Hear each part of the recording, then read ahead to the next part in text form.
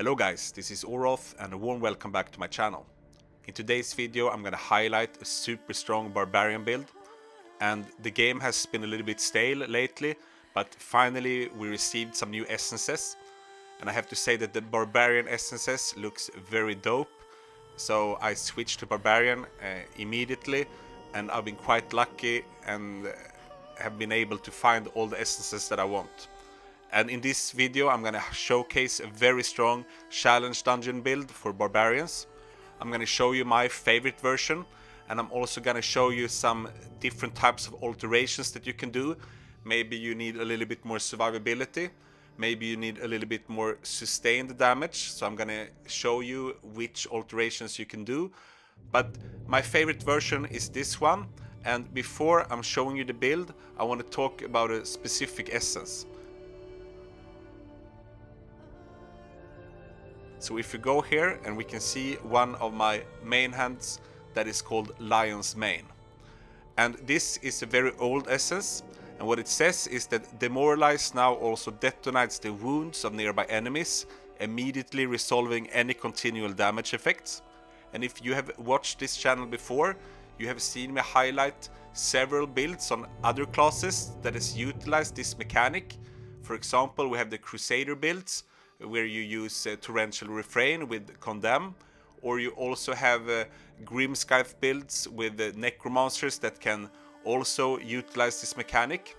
But before this patch of essences, there has not really been a very efficient way to utilize this mechanic as a Barbarian.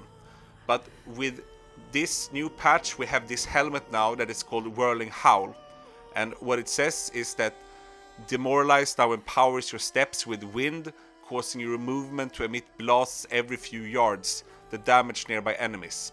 And if we go here to the skill page and we now click on Demoralize, we can see that previously if we used Demoralize it was a one-time effect with a cooldown, but now when you use Demoralize it will be like a buff that will be up 100% of the time, which means that you can over and over again deal damage with Demoralize, and this will help us to resolve dots. And this is what we're gonna build around in this challenge dungeon build. And what you also can see on the skill page is that this effect can occur every 0.35 seconds, and that's a lot. And it will happen as soon as you move, and as a Barbarian you can also move very fast, so these will trigger 3 times per second, dealing tons of damage. I'm gonna show you the whole build now, and first let us take a look at the skills. And as primary attack I use Frenzy.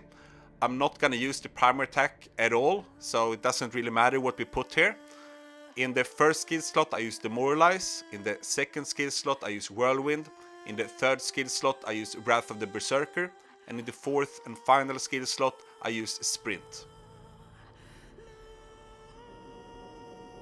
Let us continue by taking a quick look at the set pieces I'm using. First of all, I use 2 pieces of Vitus Urge, and the reason for this is because we want to prolong all the beneficial effects by 30%. This ensures that we have 100% uptime on the Demoralize, which is very important for this build. And it also prolongs some legendary gem effects, which is also very important. So any buff this set will prolong. I'm also using 2 pieces of Baron, and this is because I want to prolong harmful effects as much as possible.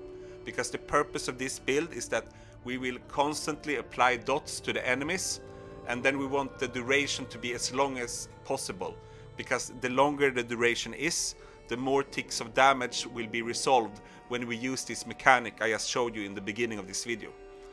And finally I'm also using 4 pieces of Angmet, and what it does is that the 2-piece effect will prolong any burn effect.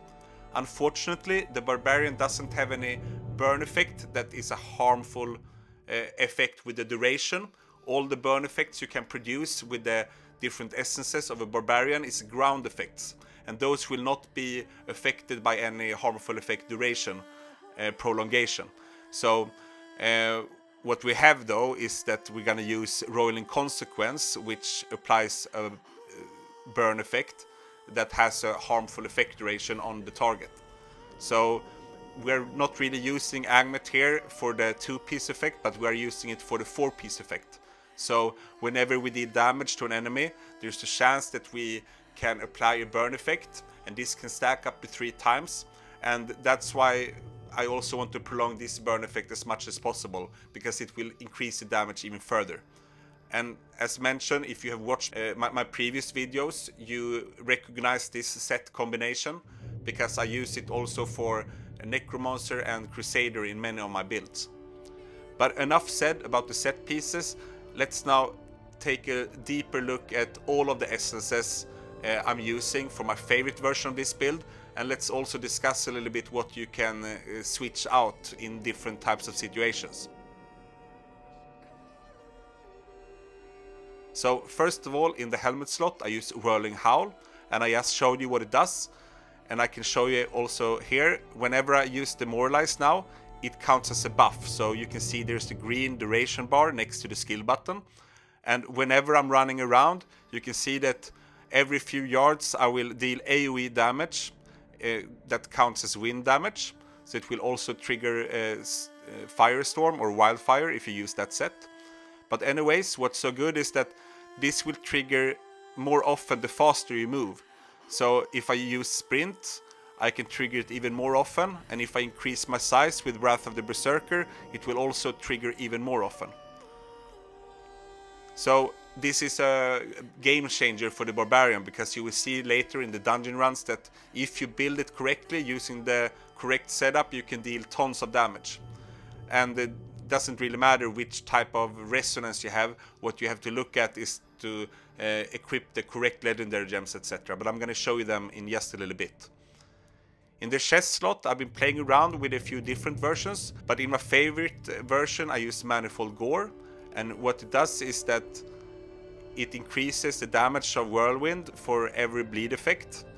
And I've been playing around at the dummy and also in dungeons with different versions of the chest here, and I have to say that this is not mandatory. You can play around a little bit with different versions, but when I've been trying it out at the dummy, I've had a little bit more damage using this chest piece, because it doesn't only increase the normal damage of the Whirlwind, it also increases the bleed effect from this shoulder.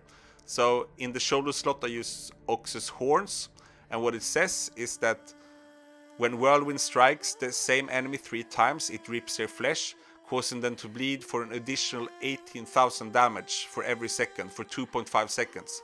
And this is very high damage from a dot effect.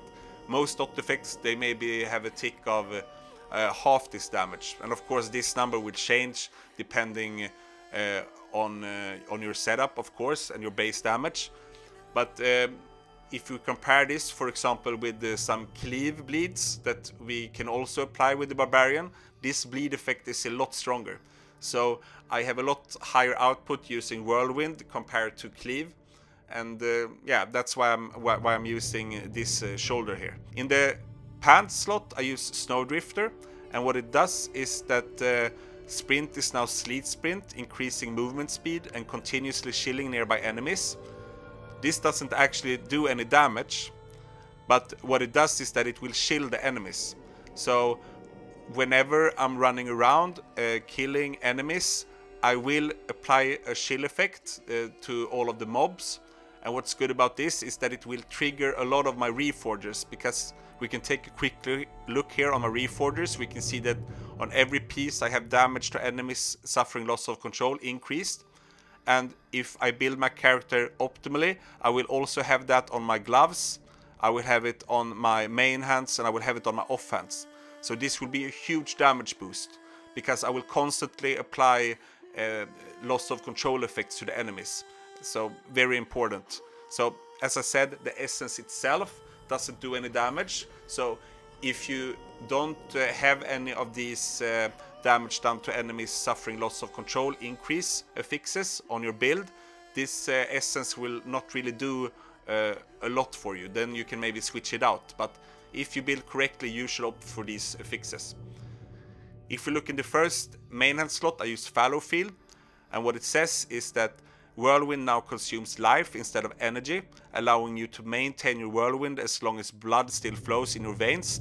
And yeah, this means that I can keep on using whirlwind for as long as I want. And I also move a little bit faster compared to other whirlwind versions using this essence. So yeah, it's really good and works very well with this build. And I can just mention here, you can see that I have quite long range on my whirlwind, and that is because if we look here on my affixes, we can see that I have capped the whirlwind range, which is also really good. So these are the affixes that you can collect from terror rifts, etc. If we look in the first offhand slot, I use the new offhand called Promised Sunrise, and what it says is that when Demoralize hits an enemy, your attack and movement speed increases by 9.5% for 3 seconds, and this will stack up to 3 times. So this is just helping me to deal even faster damage with the whirlwind, because this will also affect the attack speed of the whirlwind. So yeah, it's a really good essence for this build for sure. If we look in the second main hand slot, I've already shown you, it's the Lion's Mane, and this enables us to resolve any dot effect. So whenever I use Demoralize now and I attack the dummy, you can see now that the bleed effect under the health bar, I will keep applying dots from the whirlwind, and they will resolve the remaining dot damage from the Demoralize immediately when it hits the enemy. And then I can just reapply it and keep doing a lot of damage. And it also resolves the dots from the Angmets, from the Roiling Consequence, and also some of my other legendary gems that we will take a look at soon. And of course, we will take a look at this build also in a dungeon in the end of this video, in a couple of dungeons actually, so you can see it in action and that it performs very well. In the last slot here, I used Falling Thunder, and what it says is that Wrath of the Berserker also enrages you when you are near a bleeding enemy, increasing the damage you deal. So I will constantly apply bleed effects with the Whirlwind. So yeah, as long as Wrath of the Berserker is active, this will just increase all of my damage. So also very good for this build. The only downside with this version of Wrath of the Berserker is that it's quite a long cooldown and the uptime is not 100%. But in most cases in dungeons, the downtime is during animations, so it will be up most of the time when I'm fighting. But I've been trying it out with different versions here. You can feel free to switch this essence out and try something else. But this has worked best for me when I've been experimenting. And yeah, this is the essence package of my favorite version. But maybe some of you want to have a little bit more survivability. What you could do is that you could switch out Wrath of the Berserker and you could use Shackled Fate instead with Chain Spear, because I can show you here. If we look here at Shackled Fate, it says that Chain Spear now conjures the spirit of the ancients for a short time that repeatedly casts Chain Spear, damaging, slowing and pulling in nearby enemies. So this will also help you to apply loss of control effect, and it will also pull targets to you so that you can gather them more easily. I've been trying this essence out a lot instead of the Wrath of the Berserker, and it's also working very well. But I do have a little bit higher output with the Wrath of the Berserker because of the damage buff. Also, if we look here on my Eternal affixes again, we can see that I have almost capped the Wrath of the Berserker one that will give me extra explosions that deals quite a lot of damage as well. So maybe that is why I'm performing better with Wrath of the Berserker compared to Chain Spear. But what I wanted to say is that if you are struggling to survive in challenge dungeons, there is also an offhand that you can combine with Chain Spear. So then you switch out Falling Thunder for this Steel Lamprey. And what it says is that Chain Spear now marks enemies for 8 seconds and heals you for 5% of the damage it causes to marked enemies.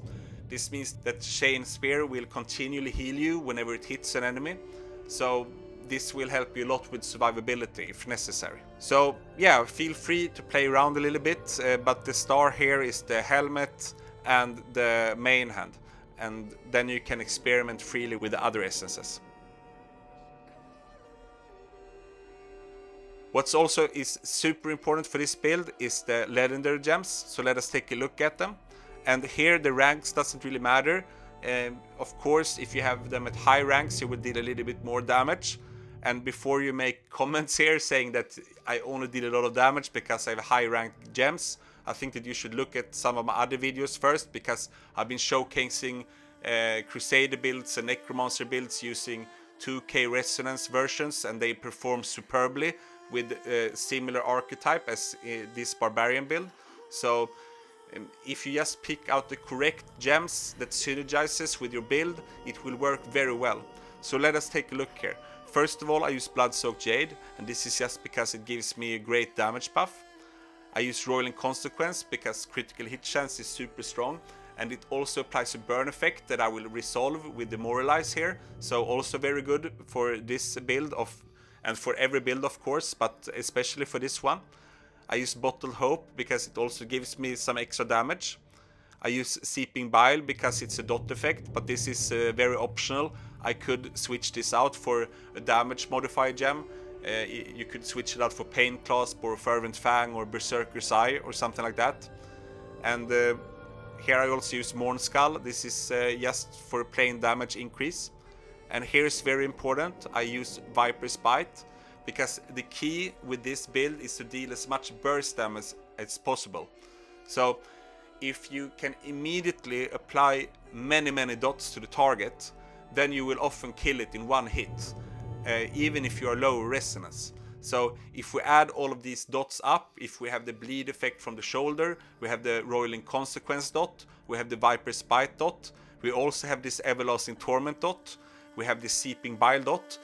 This means that when the Demoralize hits the enemy, it will resolve millions of damage at once, and this will most often kill off all the enemies. The problem with this type of setup is that the burst damage is very high, but after that first damage done to a target, it's a 20-second cooldown on these gems to apply again to the same target. This means that after the first burst, you will lose a lot of DPS, and if you are in a weaker group doing dungeons, it might be wise to only keep the Viper's Bite and maybe switch out the Seeping Bile and the Everlasting Torment for damage modifier gems, like I just told you, like Fervent Fang, Berserker's Eye or something like that. Finally, I also have to show you this gem, which is super important for this build. It's Mystery Elixir. This also prolongs harmful effect durations. So if you remember, I use 2 pieces of Baron, I use 4 pieces of Angmet, and I use Mystery Elixir that will prolong my harmful effects by a lot. So if we take a look here on this shoulder, for example, if we go to the skill page, we can see here that the base duration of this dot effect is 2.5 seconds. But if I apply it to target, we can see now that it's up for 6 seconds. So I have more than doubled the harmful effect durations. So there are more ticks of damage that will be resolved whenever it gets hit by Demoralize. So if you try this build out without using 2 pieces of Baron and using Mystery Elixir, you will lose a lot of ticks of damage, and then your damage will go down quite a lot. So remember that dealing a lot of damage is often in the details.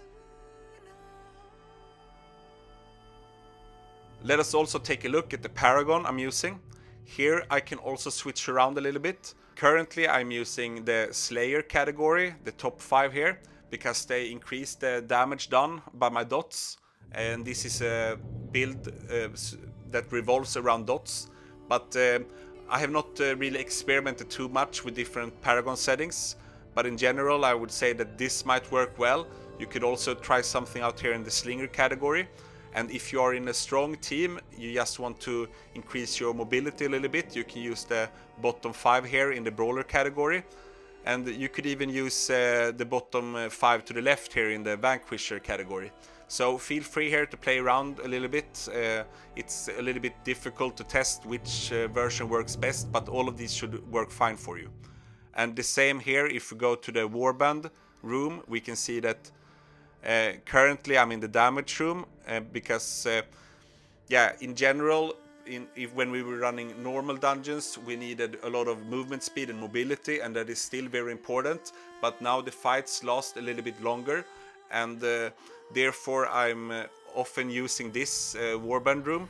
But if I'm in a very, very strong group, then I will switch to protector room, because this will increase my size, and when I increase my size, I will also increase my movement speed. And also I will trigger the demoralize more often if I move faster. So yeah, it's a trade-off here, and you have to adapt depending on your teammates and on your own strength as well, of course.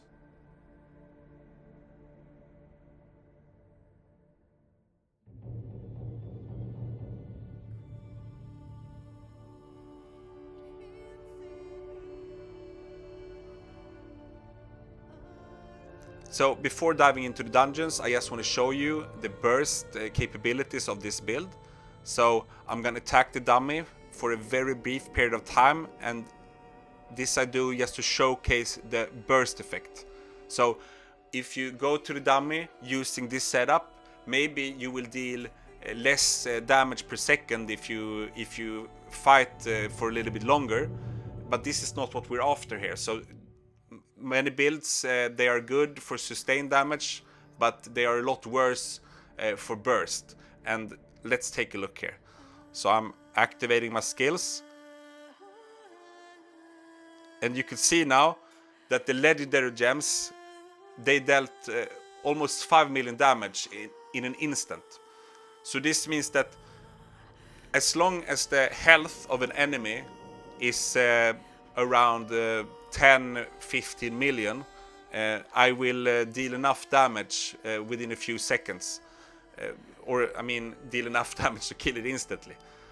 When I attack the boss, the initial burst will go away. So if we reset this timer now and we try it again, you will see that it goes up a lot in the very first second, but then it will go up a lot slower after that.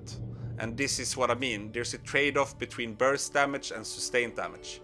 If I would go for more sustained damage, I would deal less damage in the beginning. So let's take a look now. I activate my skills and I attack. You see it jumps up immediately. And now it goes up a little bit slower after that. It's still good damage, of course, but a lot slower than it was in the beginning. So if you see here on the damage meter, I do like over 10 seconds, I still do like 10 million DPS. This is enough for me to kill the boss fairly quick. And this will just melt everything else in the dungeon immediately. So yeah, let's dive into the dungeon now and take a look at the build in action. And I hope that you like it just as much as I do. So here you can see me in Silent Monastery. And let's see how this build performs. So what I like about the build is that you deal tons of damage, as we've already discussed, but you also have great mobility, because you have the sprint and you also have the Wrath of the Berserker, and you deal a lot of AoE damage. And there are some builds that are very high damage onto a single target, but in a challenge dungeon we want to kill off the adds as fast as possible, without sacrificing too much single target damage. So if we take a look now on the DPS meter, you will see that it goes up super fast, because these dots, when they explode thanks to the demoralize, are really crazy. And here I'm running with the randoms. I deal a lot of damage. I'm quite strong because I've min-maxed a lot of my stats. But if you are running randoms and you are a little bit low resonance, then I would probably switch out a couple of those dot gems that I was talking about earlier for a little bit more extra juice. But you will deal tons of damage even if you are at low resonance. But remember that it's not enough to just copy the essences that I've been showcasing, or the set pieces, or the legendary gems. You have to look at your entire build. And I've released a lot of guides on how to improve your damage. And if you're interested and you haven't watched them already, I recommend you to check them out. And if you have watched them already, I recommend you to share them with your clanmates and with your friends, because I think that these type of guides will save everyone a lot of time, because it will help you to know what to focus on in order to improve in Diablo Immortal. And if I compare this build with a Crusader, I would probably say that my Crusader build is maybe a little bit better. We have a little bit more mobility, a little bit wider AoE range to apply those dot effects, but this is quite close, to be honest.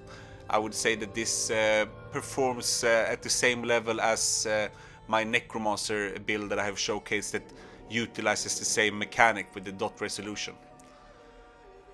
The only issue is that in some dungeons, like here for example, if I play a very high single target DPS build, I can skip this final phase.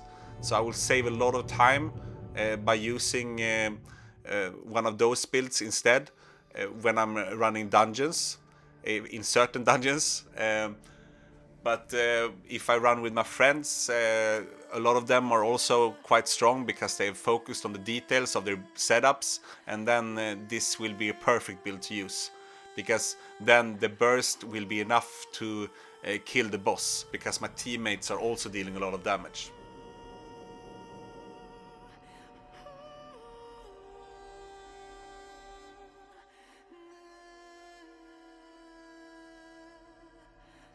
Here we are in Namari, and I thought I wanted to show this because if you remember, I'm around 6,000 resonance with this setup, and here is a guy with a lot high resonance. I just wanted to show you that I will probably double his damage here anyways, and if I would lower my resonance to 2k and run against these people, I would still deal the most damage. And that's because every detail of the build is almost perfected. And to be honest, now after switching to Inferno 5, I've been pivoting a little bit more towards PvP in my setup, so I don't have as many damage done to enemies suffering loss of control affixes, and this is far from optimal. So if I would spend some time to try to min-max some more stats, I would perform even better in these dungeons. But as you can see, it's still very good, and the damage per second is high. And here we can also check out the other guy here. He's probably also very strong, very good player, but maybe he has not focused on the PvE setup just as much as I have. So yeah, here we are at the final stage of Namari. I think that these two dungeon runs has been a great way to illustrate the power of this build. Even with strong teammates, I managed to deal over 1 billion damage in the dungeons, which is great. And yeah, this is a very fun and efficient build. I hope that you enjoy it as well a lot. And of course, there might be some questions. I will do my best to try to answer all of them in the comments. So feel free to ask me anything. And also, if you have any feedback or any other input, feel free to share with the community here. And I really want to thank all of you for tuning in to this video today. And before we say goodbye, I want to wish you a very nice day or a very nice evening, wherever you are. And of course, you know that I also have a clan called Nyx. And to all of my clan members in Nyx, I would of course like to say Vork Nyx, Sholak Sol. So, bye bye!